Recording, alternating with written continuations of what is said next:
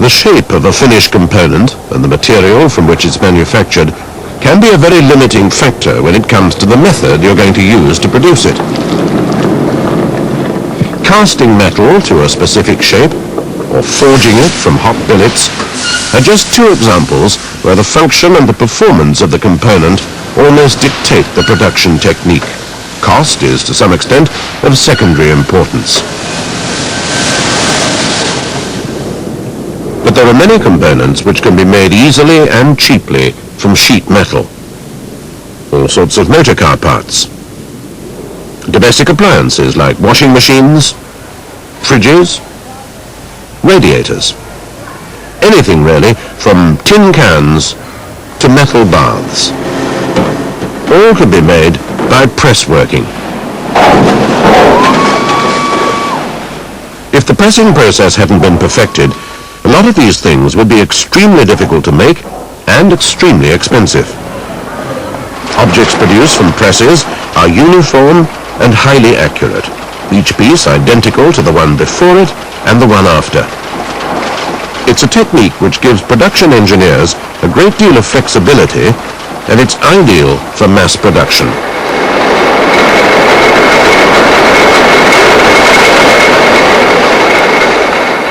By and large, finishes are smooth, the pressing can have considerable strength and rigidity, and you don't waste too much raw material. Most press operations demand specific tooling. Tooling up is an expensive operation, and you can only do it if you're going to produce enormous quantities of a particular object. The most popular metal when it comes to pressing is mild steel. It's still fairly cheap, and so far seems to have the edge on aluminium and plastics, except for certain specialized functions. In this program, we'll be looking at the pressing opportunities offered by mild steel, but the techniques apply to other materials as well. The key to successful press working lies in the press tools themselves. This is a simple tooling setup. The top half of the tool is called a punch. At the base there's the bolster, which supports the die. This will reflect the shape of the pressing, and it's usually made from a hard-wearing material like a hardened alloy steel. The other half of the tool, the punch, is moved usually downwards to punch out the component from the metal strip. The punch in this case is attached to the ram of the press by the punch plate or holder. The cutting out of the metal shape from the strip is called blanking. The strip is brought in as cold-rolled coil. It's a convenient way of providing a large quantity of material in the smallest possible package.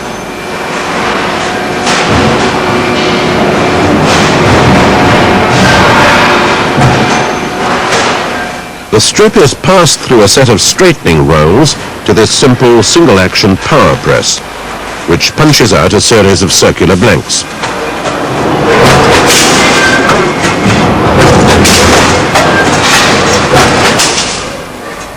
Blanking these out one at a time from a single piece of strip would be wasteful and uneconomic. So they've increased the width of the strip by 1/2, and so doubled the number of blanks obtained from a given area. The whole idea of a blanking layout, and hence the layout of the die, is to secure the maximum number of blanks from the minimum amount of metal. You can see there's very little waste left here.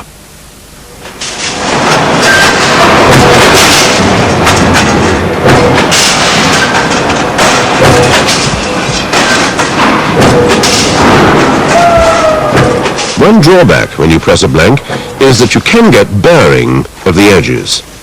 If the piece has to perform a precise and delicate roll, as this car seat adjuster mechanism has to, Then you'd have to deburr each component after it's been blanked, and that would be time-consuming and cost a lot of money.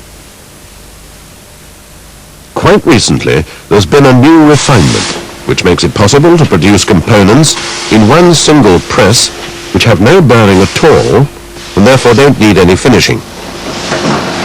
It's done in a single operation in this triple-action press. The technique is called fine blanking. The strip metal is a fine-grained mild steel.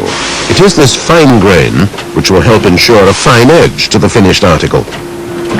The steel is unwound from the coil and straightened before it's fed to the press.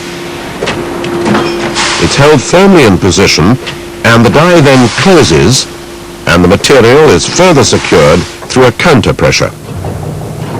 It's clamped firmly into its final position by a gripper ring embedding itself into the base of the material. The punch then forces the component into the die. As the ram reaches its topmost position, the counter pressure and gripper pressure are removed and the operation is completed. The locking counter pressure ensures that the surfaces are sheared finely and accurately. The tool then opens, the scrap strip is removed, and the slugs and the finished component are ejected by air blasts.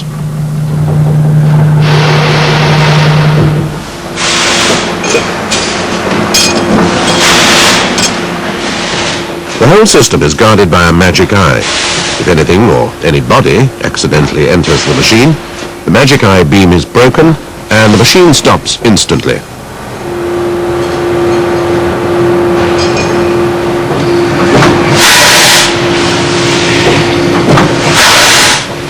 This is a pressing technique that's becoming more and more popular.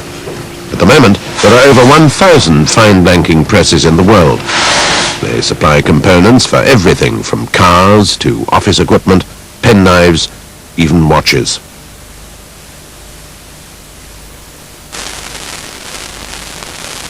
Another common presswork operation is bending. Often, it follows on directly from blanking. These brackets are part of a fire extinguisher, and they've been curved on the simple power-assisted fly press.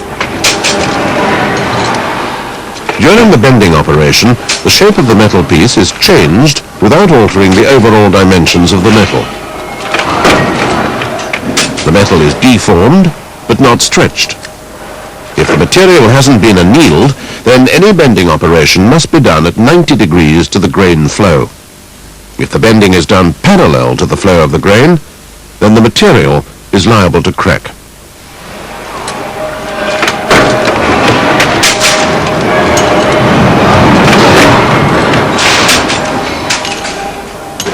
Another operation which follows blanking is forming or drawing. Here the blank sheet of metal is drawn by a moving punch into and through the bore of a die to form a hollow shell.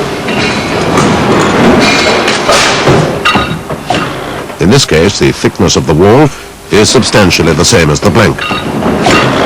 The gap between the punch and the die is designed to be very close to the thickness of the domed or drawn material and virtually the same as the original blank.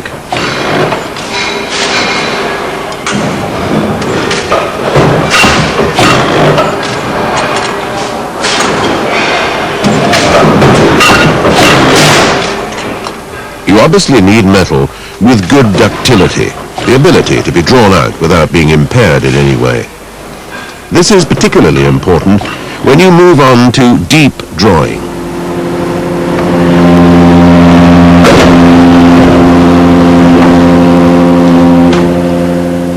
This technique is used to make hollow objects which can be shallow or deep, like the bodies of fire extinguishers or small gas cylinders. These cylinders are for the shell of a small fire extinguisher, and they begin life as discs of mild steel. They're coated with zinc phosphate and soap to lubricate them.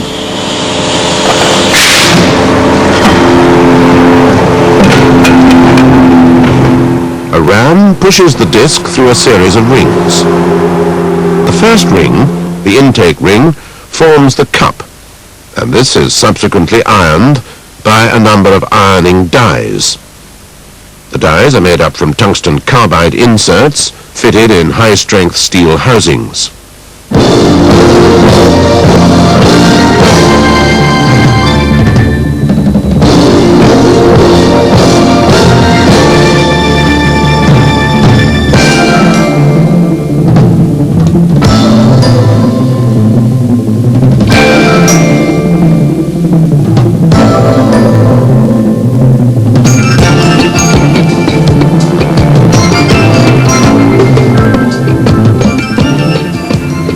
Obviously, the cost of dies and machines is high, but the end product has a high standard of accuracy and a superb surface finish.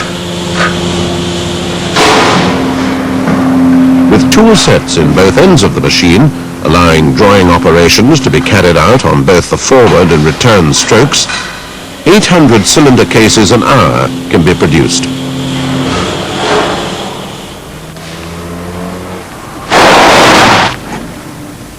If complex shapes are required using presswork, then the shape is built up gradually in a series of single press operations. Take the cover for this car brake servo system. The original press produced a circular metal blank. Then the blank is drawn into a dome shape.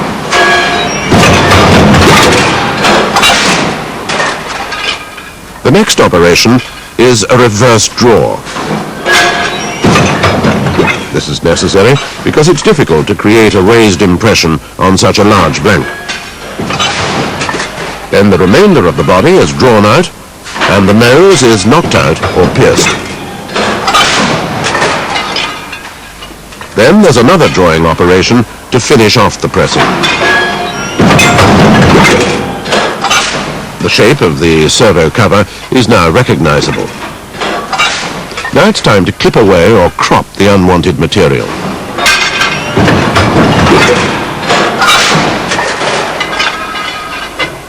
Finally, 4 small holes are pierced in the finished part, which forms 1/2 of the complete servo cover.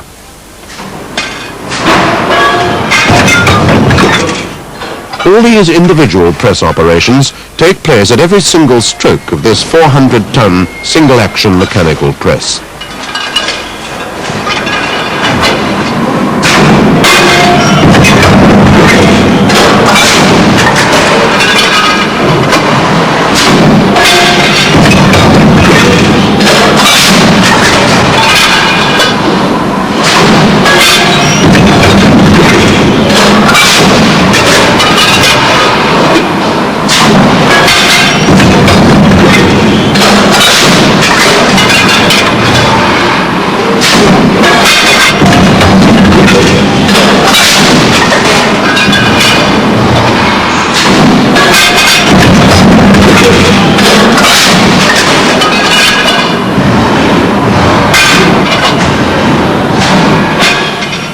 The transfer between each station is done by hand.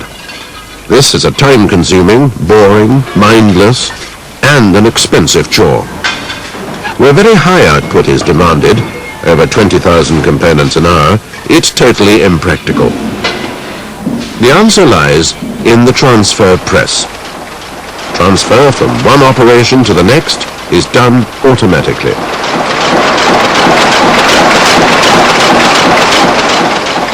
This transfer press is being used to produce the tops or cones of aerosol cans.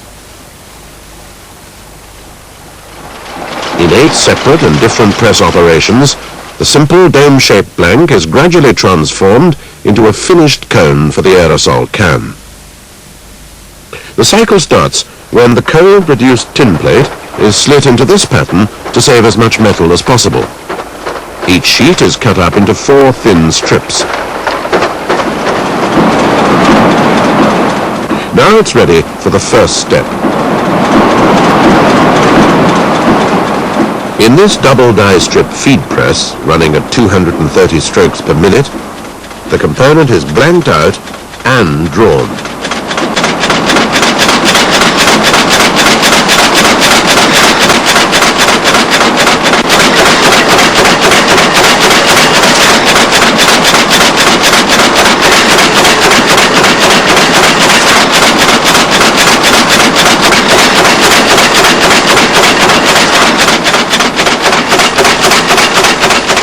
The small amount of waste material left behind proves how valuable the initial cutting of the strip metal was.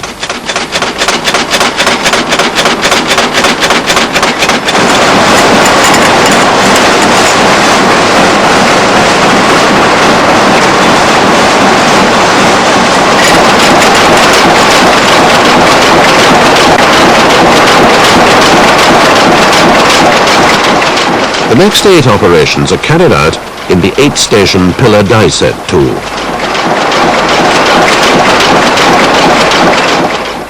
The first station executes a redraw and prepares the material for the second operation, a redraw and trimming to the finished outside diameter. The third is a redraw and the initial curling of the outside. 4, a redraw and finishing of the cowl. 5 scores the cone. 6 pierces the hole in the top. 7 curls the aperture. The 8th and last station finishes the top off by collapsing the snap block. The complete tool set is made from high-quality hardened alloy steel and costs £28,000. The high cost is justified by the enormous output. You can make some 35 million components before the die wears out.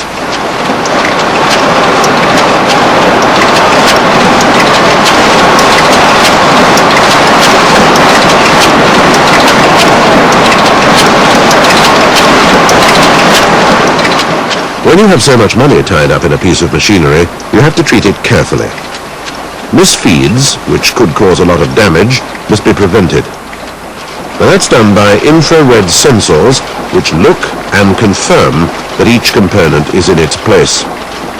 If one isn't there, the press is stopped before it goes over bottom dead center, causing a lot of damage.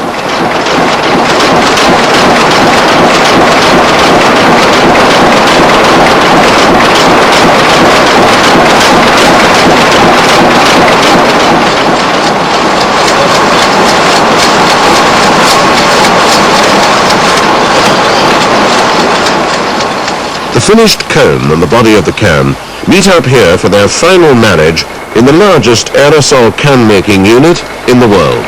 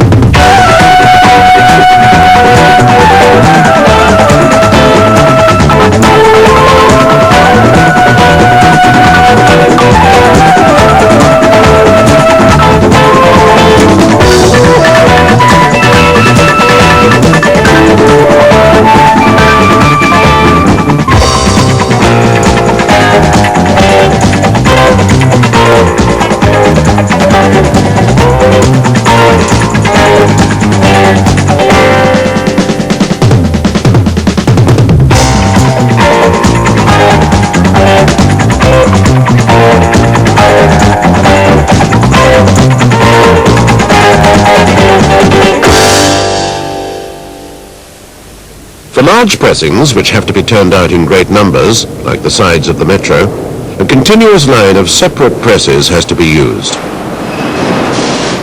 The advantage of these huge presses is that they eliminate a series of individual operations, and at the end of the process produce a complete side panel perfectly shaped from the front door hinge pillar to the tail lamp corner.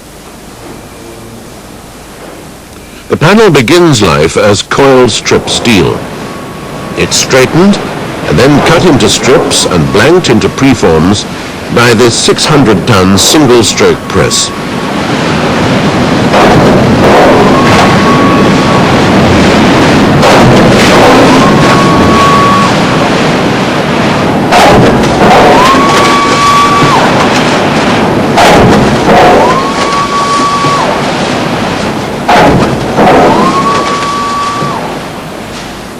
These blanks are then the feed, which will move slowly through the hydraulic presses.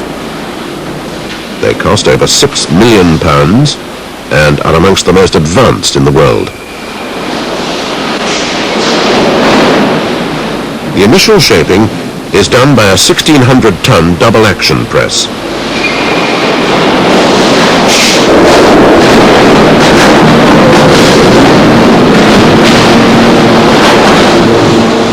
In the first action of the press, the metal blank is trapped and held securely in position. The second action of the press forms the master shape. It's known as the main form.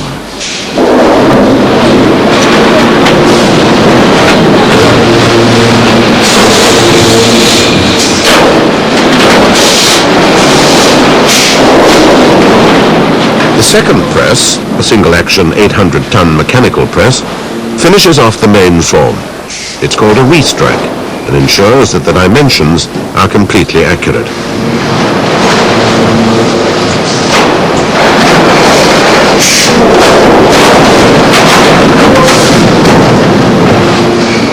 You can see that the window spaces and the wheel arches still remain to be cut out.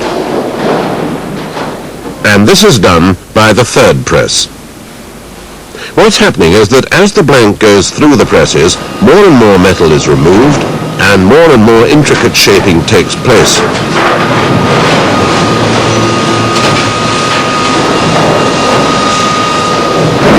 It would be nice if you could do the whole operation at one stroke, but no single press is capable of creating large, complicated components like this in one operation.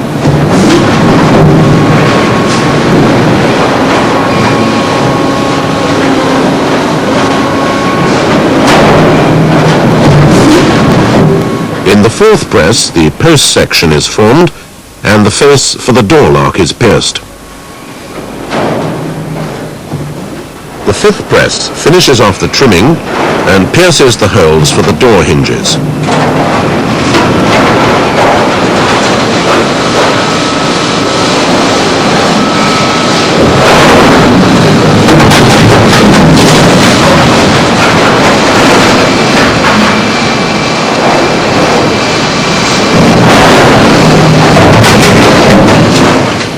The entire operation is computer controlled.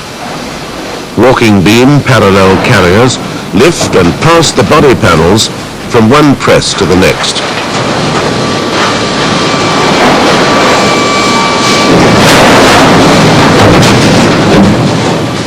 Then the last of the presses molds the final form for the front pillar and the rear tailgate.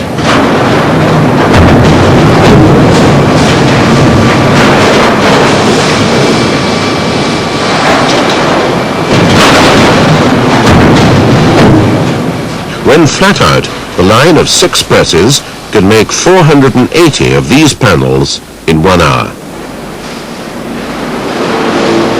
It's an impressive sight when in full flow.